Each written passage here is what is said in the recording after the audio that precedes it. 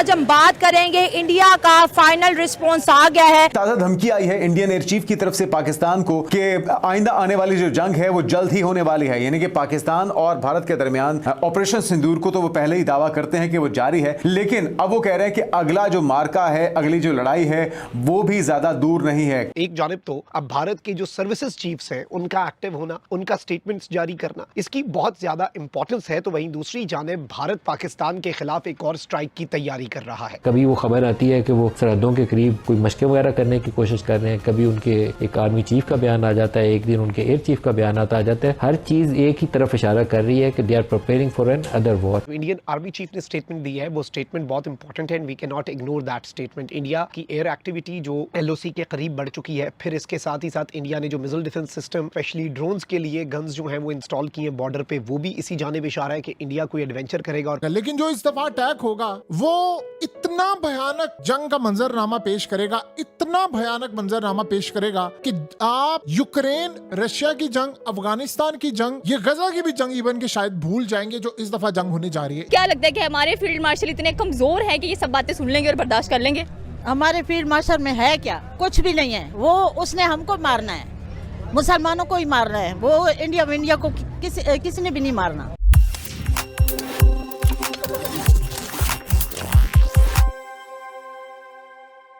नमस्कार दोस्तों, स्वागत है आपका हमारे YouTube चैनल पर।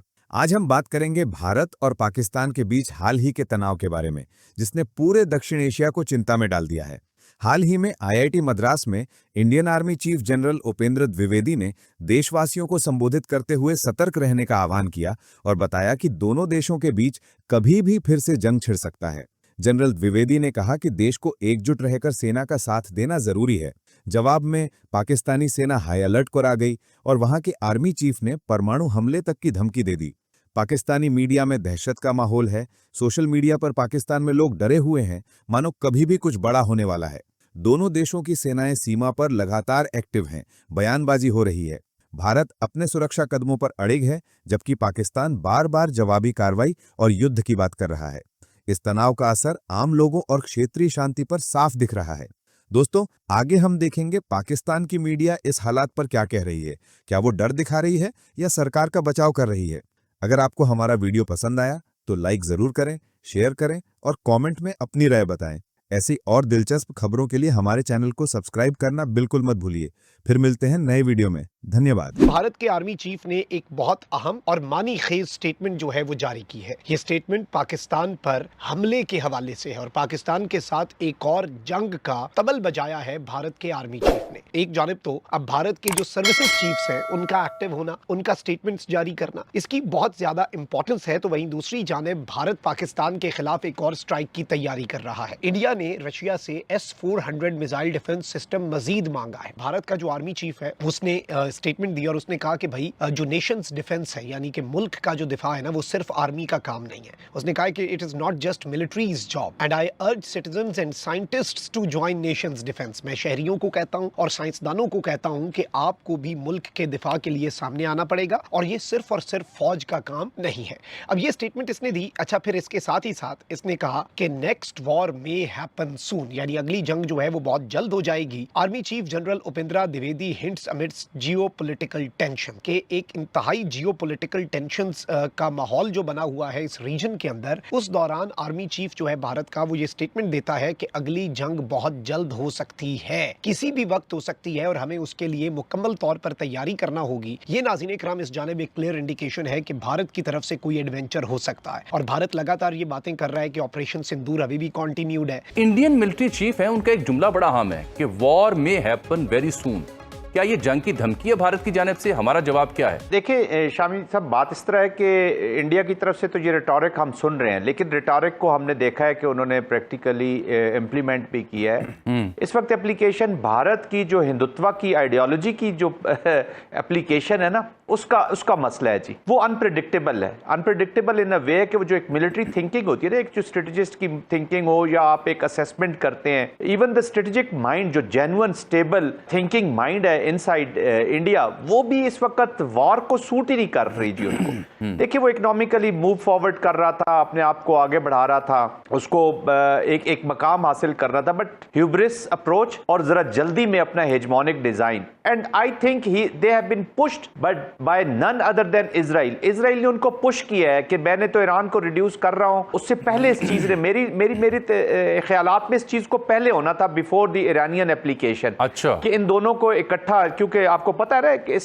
इस्लामिक फोबिक और इस्लाम पाकिस्तान ना इजराइल से बर्दाश्त हो रहा है ना इनसे बर्दाश्त हो रहा है। इसको इस थॉट को यही चीजें बदल सकती है, जैसे कि हमने पहलगाम और में फिर ये भी अब तस्दीक हो रही है कि Israeli experts experts were also there in Indian territory जब ये जंग हुई पाकिस्तान के साथ। जी बिल्कुल, देवर उनके वो यूज कर रहे थे, they are always there, very unfortunate but this is what it is. इन्होंने इजराइल को इतना खौफ दिलाया हुआ है पाकिस्तान से, ये इंडियंस ने, कि आई मीन कि उन्होंने इतनी कुछ मिसपरसेप्शंस है, कुछ उन्होंने अपनी एप्रीहेंशंस है, फिर उन्होंने इसको एक्सप्रेस किया जी। नेतन्याहू का आपको फेमस इंटरव्यू याद होगा जिसमें वो पाकिस्तान के बारे में बात कर रहे हैं, तो ये तो फंडामेंटली वहां पर मौजूद है, पाकिस्तान से नफरत वहां पे मौजूद है। तो इस कॉन्टेक्स्ट को देखते हुए ये जो वॉर है, this can happen any time और हमें उसके लिए तैयार होना चाहिए। उसके लिए मैं देखिए, मैं कौम को डराना नहीं चाह रहा वॉर से, बट मैं ये कहता हूं कि हमें कंप्लेसेंट भी नहीं होना चाहिए। जंग किसी भी वक्त हो सकती है। डोमेन्स में जाना, देखे ना, बिल्कुल जी देखिए वाटर इश्यूज है, 370 हो गया, कश्मीर है, और ये क्या है, हमारे नेशनल वाइटल इंटरेस्ट। तो क्या पाकिस्तान हाथ पे हाथ धरा बैठा है? जो सबसे हैरान कर देने वाली बात थी, जो बड़ी हैरान कर देने वाली है,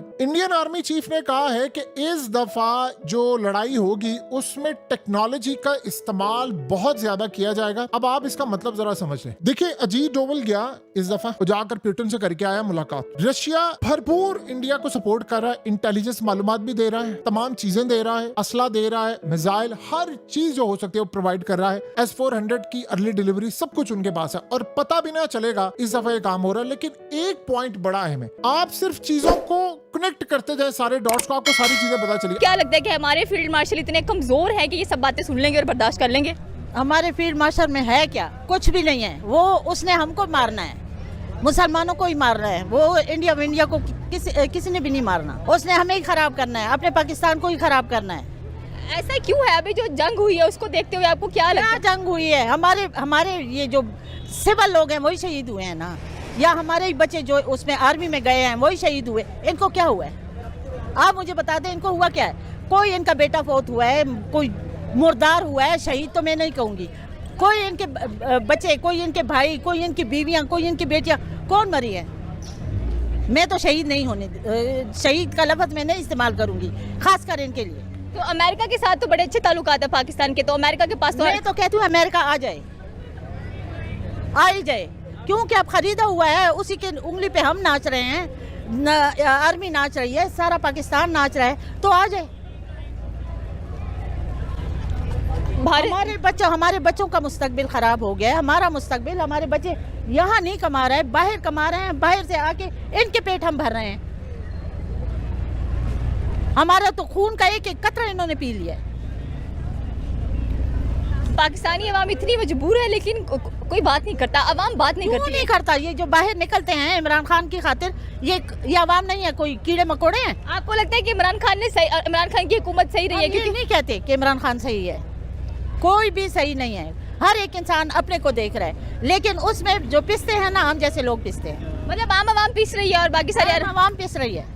बिल्कुल आपकी बात ये है कि आम आवाम पिसती दिखाई दे रही है, तो फिर हम भारत को धमकियां क्यों लगाते हैं कि हम ये कर देंगे, हम वो कर देंगे, हम न्यूक्लियर फेंक देंगे? तो भारत का तो ना ईमान है, ना खुदा है, अस्तगफिरुल्लाह, ना कुछ है, ना कुछ है, कुछ भी नहीं है। लेकिन फिर भी वो हमसे बेहतर है।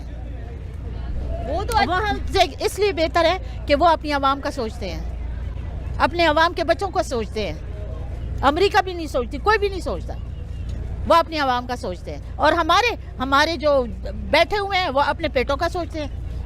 तो फिर हम चाइना और अमेरिका की गोद में जाकर क्यों बैठ जाते हैं मांगने के लिए? तो हम तो नहीं जाके बैठते, जो बैठते हैं, जो बड़े बैठते हैं ना, हम जैसे लोग तो नहीं बैठते।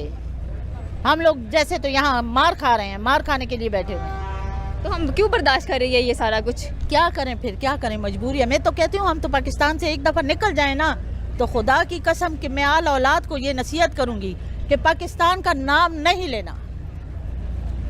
इतना गुस्सा? पाकिस्तान का नाम नहीं लेना। ये पाकिस्तान रहने की जगह नहीं है। क्यों नहीं है रहने? ये बिकी हुई है, बिका हुआ पाकिस्तान है। पाकिस्तान में है क्या? क्या है मुझे ये बताओ। कोई औरत महफूज है, कोई मर्द महफूज है, कोई बच्चा महफूज है, कौन महफूज है मुझे ये बताओ। तो फिर जंग के दौरान अगर पाकिस्तान वापस इंडिया का हिस्सा बन जाता तो सही नहीं था? मैं तो कहती हूँ ना, अल्लाह बस अब कुछ नहीं कह सकती। मैं तो कहती हूँ अमेरिका आ जाए, बस मेरी तो दुआ है। अमेरिका आ जाए? हाँ आ जाए, आ जाए, आ जाए। वैसे भी उसी का सिस्टम चल रहा है, पाकिस्तान पे उसी का सिस्टम चल रहा है। कौन सा हमारा सिस्टम चल रहा है? कौन सा हमारा कोई ख्याल कर रहा है? कोई भी नहीं कर रहा। तो वो आ जाए, कम से कम हर एक इंसान, औरत है, मर्द है, बच्चा है, अपना तो कमाएगा, खुद खाएगा, किसी के आगे हाथ तो नहीं फैलाएगा ना। हम तो सफ़ेद पोश लोग हैं, हम तो वही बात है कि ना भूखे रह सकते हैं और ना जो है किसी से मांग सकते हैं। ये बड़ा क्लियर है उनका जुमला कि नेक्स्ट वॉर में हैपन वेरी सून। तो ये वेरी सून कितना सून है, हमें उसके लिए तैयार रहना पड़ेगा, क्योंकि आप दुश्मन की तरफ से आंखें कभी बंद नहीं कर सकते। पहले भी वो मस्जिदों के ऊपर हमलावर हुए थे, वो शहरी आबादियों के ऊपर उन्होंने अटैक किया था, कि मुरीदके के ऊपर और भावलपुर के ऊपर और कश्मीर वाले इलाकों के ऊपर, और दोबारा भी उसी तरह की हरकत करेंगे। तो we should be well prepared. खत्म, bye bye, tata, goodbye, गया।